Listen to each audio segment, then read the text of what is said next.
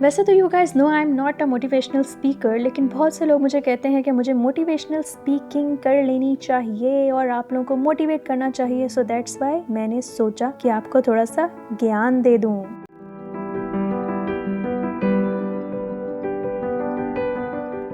दुनिया में young population तकरीबन 16% है, जबकि पाकिस्तान में 64% यूथ जो है वो 30 से बिलो है।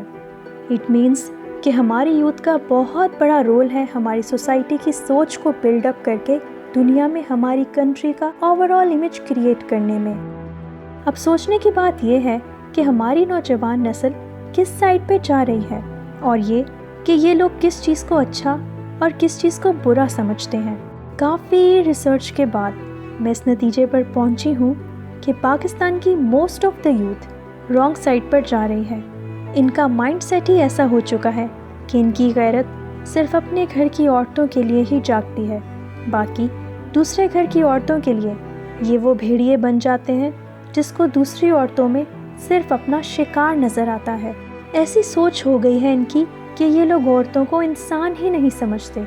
मैंने ऐसी बहुत सी लड़कियों से इंटरेक्ट किया है कि जिनके घर के मर्द उन पर इतनी सख्तियाँ करते हैं कि उनको किसी मेल फ्रेंड से मिलना तो दूर की बात है, उनको किसी फीमेल फ्रेंड से भी मिलने की इजाज़त नहीं होती। इवन उनको आगे पढ़ने तक की इजाज़त नहीं दी जाती, इस वजह से कि कहीं उनकी बहन या बेटी यूनिवर्सिटी जाकर ख़राब ना हो जाए।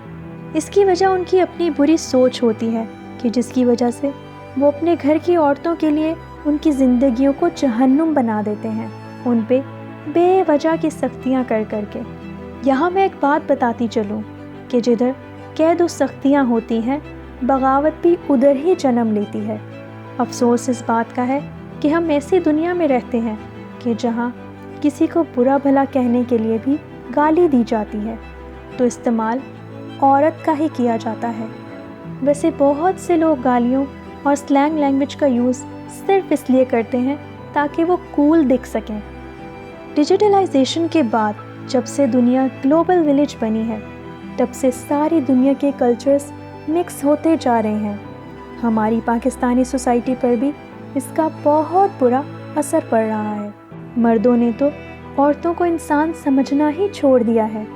पहले तो ये सब रियलिटी में होता था, पर आफ्टर डिजिटलाइजेशन किसी भी सोशल मीडिया प्लेटफॉर्म पर चले जाएं, वहाँ मर्द हजरात दूसरों की बहन और बेटियों को प्यार मोहब्बत के दावे करके शादी का झांसा देकर मैनिपुलेशन के थ्रू उनको बेवकूफ़ बनाकर ब्लैकमेल करते नज़र आते हैं, और ऐसा बहुत ज़्यादा हो रहा है।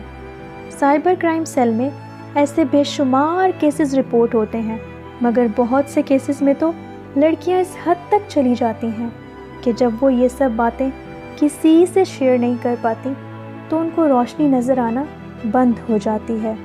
उस वक्त वो खुद से हार जाती हैं और सुसाइड कर लेती हैं। रीज़न ऐसे ही आदमी होते हैं कि जिनके अंदर भेड़िया छुपा होता है।